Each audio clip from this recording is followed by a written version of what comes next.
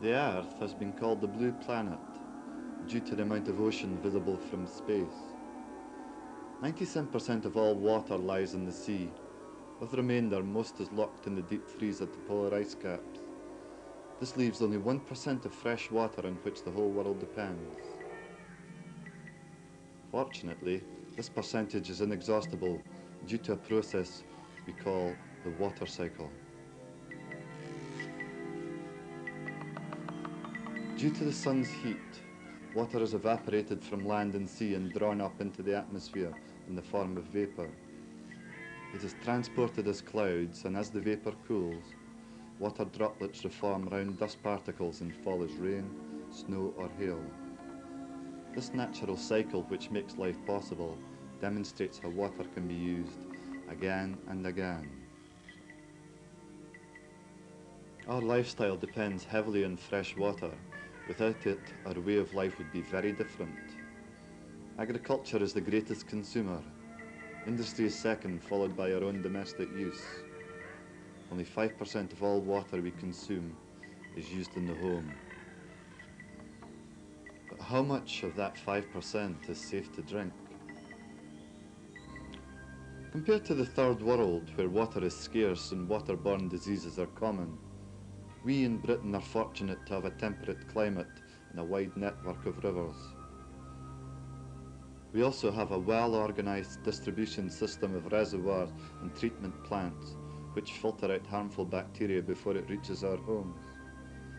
The price we have paid for progress has been the pollution of many of our main sources of water supply. Waste products and sewage have killed off life forms dependent on clean water. Until recently, we believed that our waterways and coasts had an endless capacity to absorb harmful waste. It is only now that we realise how much damage, some of it irreversible, we have caused. Fortunately, Aberdeen's drinking water comes from the River Dee, which is graded by the River Purification Board as Class 1 the whole of its length. The present-day treatment works at Mannifield is supplied by a reservoir beside the Dee at Inchgarth. A sophisticated chemical process is used to destroy any harmful pollutants in the raw water that is drawn from the river. Initially, water is dosed with aluminium salts to settle out any peaty acid present and remove any discoloration. It then goes through several complex processes to filter out harmful bacteria. Finally, lime is added to prevent corrosion of old pipework as it passes to the consumer. The whole process takes just 6 hours from raw water to distribution. There has been some concern about the amount of aluminium used in the process, as there is a suspected link between high levels of aluminium and recent cases of Alzheimer's disease, a form of senile dementia. It should be stressed that rigorous tests are carried out to ensure that levels of aluminium are well within current guidelines. Many different tests are carried out in the Treatment Works laboratory. This checks that water quality meets current EC regulations.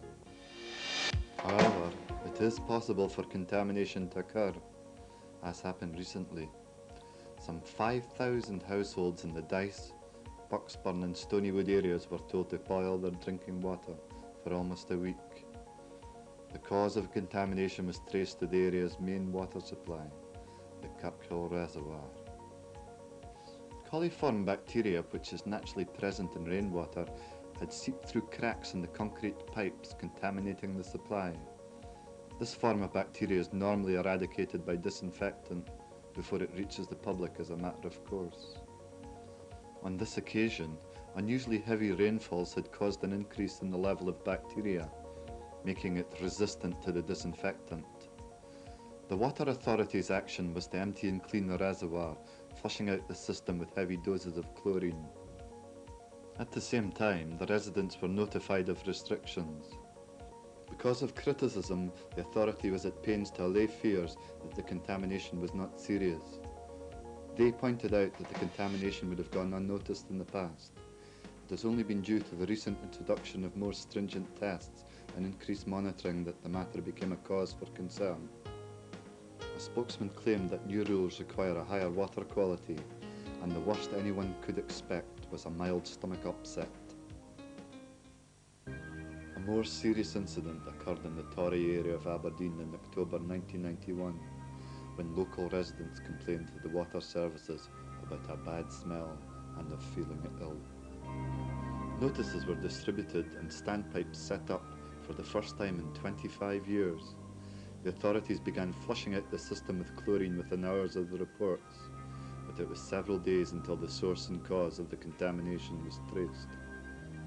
In this incident, businesses as well as domestic users were affected.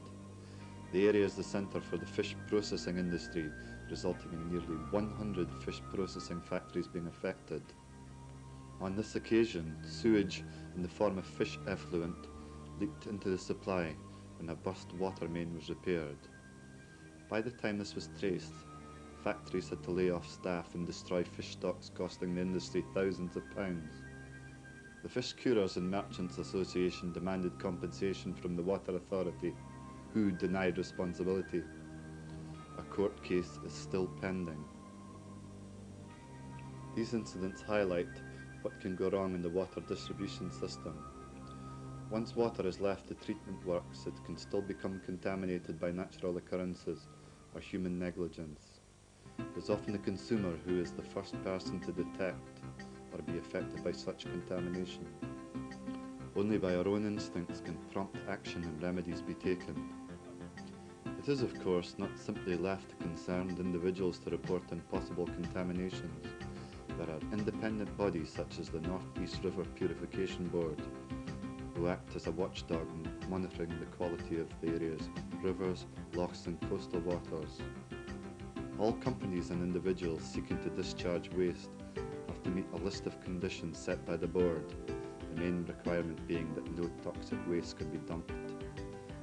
The board have the power to investigate any unauthorised discharges and to bring prosecutions resulting in fines up to £20,000.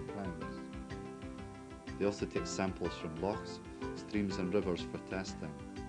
By examining the insect life and the vegetation, biologists can tell if the sample has been affected by pollution. In this part of Scotland we are fortunate to have natural water of a high quality. This may be attributed to the lack of heavy industry in a wet climate constantly replenishing our stocks. A recent survey by Scotland on Sunday of Scotland's tap water concluded that the quality is very high. Environmental health experts pointed out that 85% of our tap water is drawn from upland reservoirs and lochs. These sources are of a purer quality than the rivers in England, which are often polluted by industry and agriculture. Generally, levels of aluminium, lead, nitrates and bacteria are comfortably within current limits. The same survey revealed, surprisingly, that bottled mineral waters were potentially more harmful than tap water. Dr. Gerald Forbes, director of the independent Environmental Health Scotland unit, who conducted the survey, concluded that some of the bacteriological counts found in mineral water would not be tolerated in the public supply. It would appear that we in Scotland have little to worry about concerning our water quality. With greater public awareness of green issues, we can all do something to keep that high standard. Water is still one of the most precious elements of life, and one we still take for granted. We should not waste it or abuse it. Even flushing chemicals down the drain does damage in the long term. As the water cycle demonstrates, it is a reusable resource, so what we put into it will ultimately come back to us.